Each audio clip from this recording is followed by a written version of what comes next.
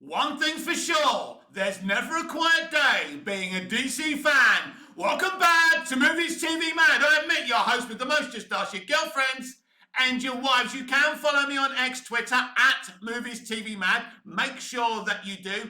And on Instagram and on Threads at Movies TV Mad X. On TikTok, Mad Mookie's World, having a lot of fun on that platform. And also on Snapchat, BMouth60 or Mick, your host with the most.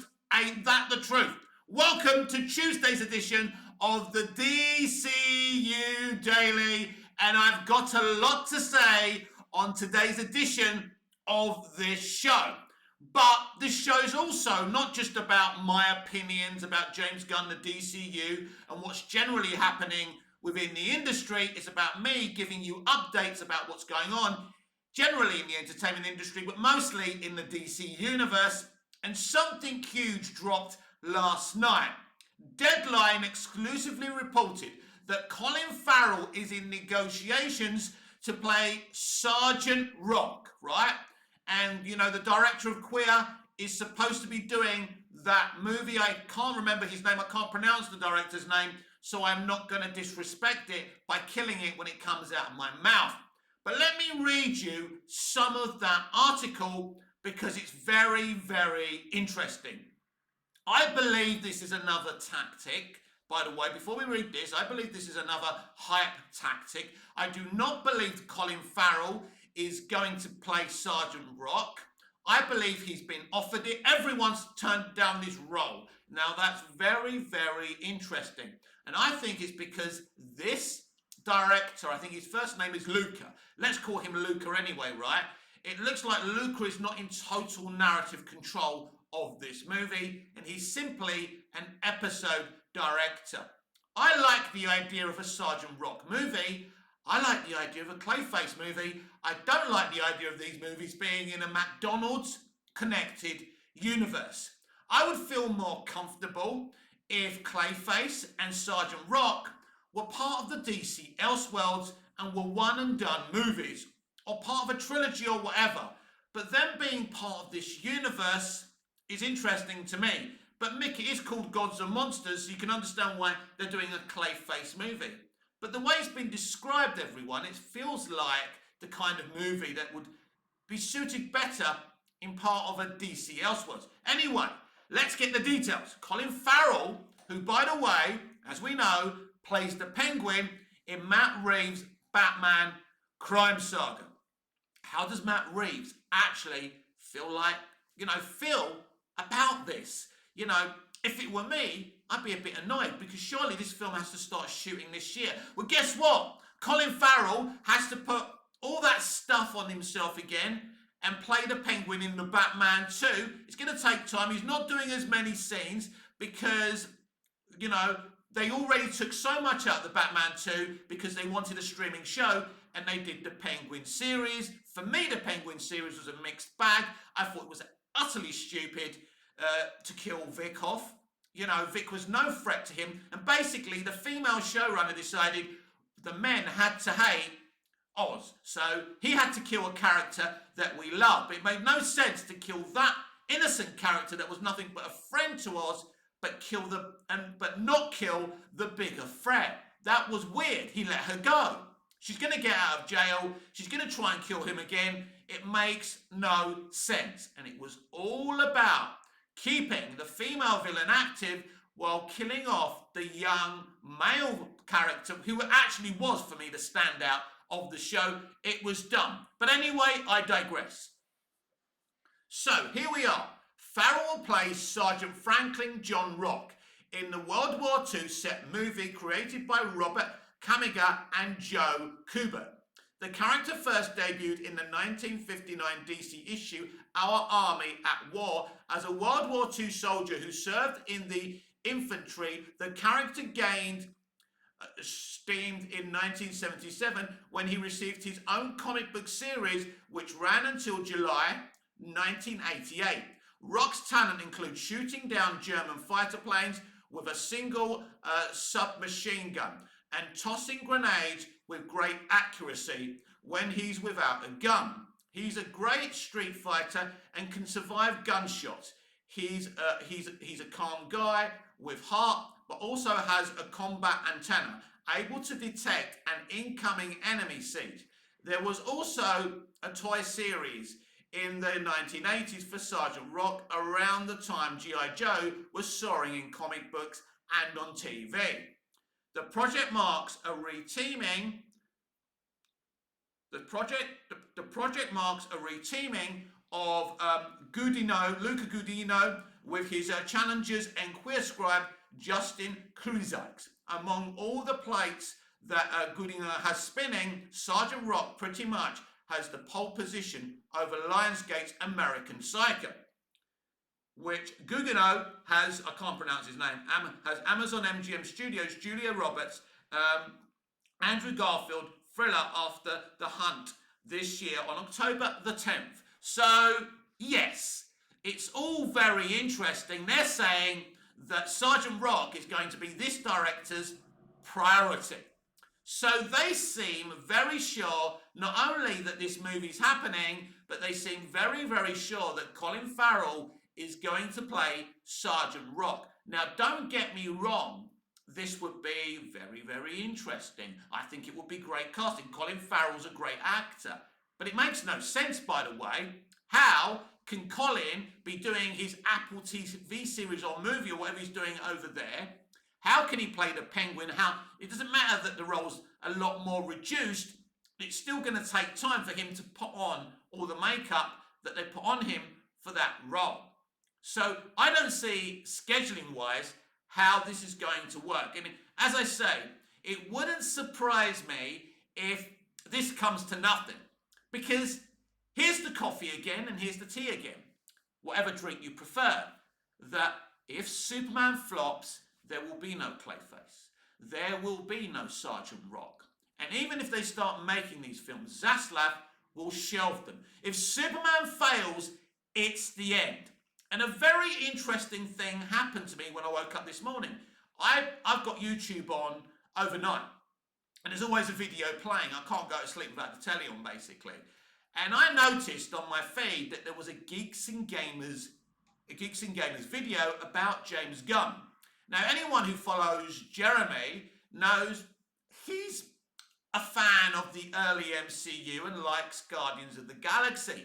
To my surprise, Jeremy was constructively criticizing the potential of this Superman movie being a goofy Guardians of the Galaxy movie and not being too happy, claiming he liked the trailer but he didn't think it was a brilliant trailer, also saying he wasn't a fan of James Gunn's The Suicide Squad, which also surprised me. Now, Jeremy only made this video, because I'm surprised he made a video like this, because Jeremy's all about Disney Star Wars, going after Kathleen Kennedy. Basically, that's easy money, doing those videos, talking about the culture war. That's what Jeremy does. But I was surprised that he was constructively criticizing and going after James Gunn. This means that Jeremy must know something that we don't. Now, as you know, sources talk to me. And a lot of people have told me about what potentially could be going on at DC Studios. I'm not in the position, being a small channel, there's some things I can't leak. There's some things I can't say. It's not the time for me to tell you what's going on behind the scenes at DC Studios. I think, because there's going to be an autopsy from July the 11th onwards to either say what went right with Superman or what went wrong. That's when I'm going to start having those conversations, and I'm going to reveal to you, honestly and genuinely, what was going on. But for Jeremy from Geeks and Gamers to make this video, because Gunn's not really the kind of guy that Jeremy would normally go after or talk about, and I've always felt that he was a fan of James Gunn. So it's interesting that Jeremy's made this video. As I say, he clearly feels safe in going after him, and he's not really going after him, he's just constructively criticizing him. He even said the film might be good, might be bad, he doesn't know. But I think these successful YouTubers, right? Now don't forget, he's saying stuff that you, the Snyder fans, if you're watching, if you're a Snyder fan, right? And me, right? Now I'm not a Snyder stan, but I'm an admirer of Zack Snyder, right? And his DCEU movies. We've been saying this since Gunn was appointed as the co-CEO of DC Studios, and from the moment he started posting comic book panels that he wasn't even going to adapt, panels from comics he wasn't even going to adapt. He started confusing people. People didn't understand. If the DCEU was going to be canon to the DCU. It took him a long time to say, well, mate, kind of and kind of not. So people just got confused. So we were warning about Gunn's tactics from day one. Now we've got someone like Jeremy from Geeks and Gamers doing a video about James Gunn. I was shocked to my core, and he didn't even mention Zack Snyder. Now we know Jeremy had a falling out with Zack because Zack was supposed to do a charity stream on Geeks and Gamers, and he ghosted Jeremy's channel. To be fair to Jeremy, right, Zack didn't handle that very well. Zack came out and said he doesn't do anything with people who maybe are, ists and isms, right? So I thought that was ironic coming from Zack. Now I love Zack, you know that, considering some of the toxic people's YouTube channels he's been on. That's undeniable, right? He's been on a certain person's channel who mocked my channel. We were just having a simple disagreement about animated or live action Snyderverse. I'm not a fan of the idea of animated Snyderverse. Now, if Zack wants to do that, I'll back that, but I'd rather live action like most of us would, right? But I don't think Zack handled the whole Geeks and Gamers and Jeremy thing very, very well. But I haven't enjoyed watching the Fandom Menace and Jeremy go after Zack just because he made that mistake with them, right? But anyway, that's what surprised me even more, that Jeremy didn't mention Zack negatively once. It was all about James Gunn. So I believe, right? Now, remember that podcast I played you from YouTube the other day, the excerpt, right? Now, Jeremy was talking about how he's been on some of those streams before, that he knows one of the guys from the Den of Nerds podcast. So I believe Jeremy maybe has received some information. Maybe Jeremy knows that this movie is going to suck, right? And he feels safe in doing this video, right? So I'm not going to tell you what I've been told. I can't. As I say, at this moment in time, it is not the right time to spill the tea. It's not. But I've always said to you that July the 11th, everything will be revealed. We will know everything. One side of the DC fandom is going to be right, and the other side of the DC fandom is going to be wrong. And going back to this whole Sergeant Rock situation, James Gunn is a very desperate co-CEO of DC Studios.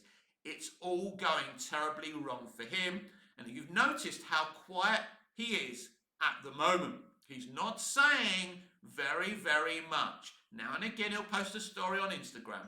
Now and again, he'll reply to something on Threads. He knows, but basically it's Pompeii Day, and it's all going a little bit wrong.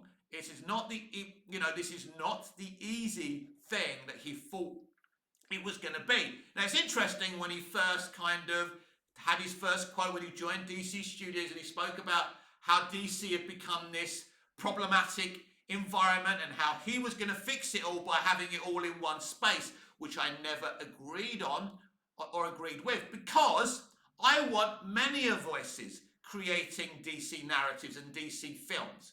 If it was me and if I was taking over, nothing would be on Max. Or at the very least, I'd do a deal with Netflix. I'd have stuff on Max, right, like their streaming shows, but I'd make sure the rest of the world who can't watch Max could watch their stuff on Netflix. So basically, like things like Creature Commandos wasn't available to all DC fans. So it's a fail. Those things haven't been sorted out. So you can't have a connected franchise and having stuff on Max when half of your fandom can't even see them. And the views really were okay and solid, but they wasn't great. And for me, I'd like to focus on cinema. But I wouldn't have a connected McDonald's universe anyway. That I would have individual, visions from writer-directors. People like Zack Snyder, people like Matt Reeves, and other people. Maybe Peter Jackson wants to make a DC movie. How awesome would that be? Maybe Steven Spielberg wants to write and direct one. Oh, guess what? He did want to do one about kind of an unknown character, an aeroplane pilot in the Second World War. But they, in the end, imagine not allowing James Gunn didn't do anything about it. Why didn't James Gunn continue those talks with Spielberg? Probably because Spielberg would never go anywhere near James Gunn.